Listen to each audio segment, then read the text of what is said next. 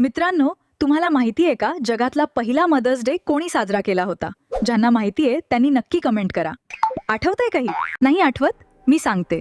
तब्बल 2500 वर्षांपूर्वी हा दिवस प्रत्यक्ष कृतीने साजरा केला होता आपल्या तथागत भगवान गौतम बुद्धांनी. आपल्या आईला पूर्वी दिलेल्या वचनानुसार बुद्धांनी ज्ञानप्राप्तीनंतर सर्वप्रथम आपल्या आईलाच अभिधम्म सांगितला होता, जे धम्माचे गहन तत्वज्ञान होते.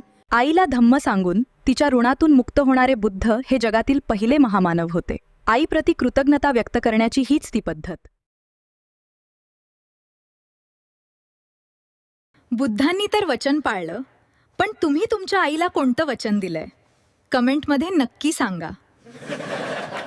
अशाच माहितीपूर्ण व्हिडिओसाठी आपल्या चॅनलला आजच सबस्क्राईब करा, लाईक करा आणि शेअर करायला विसरू नका.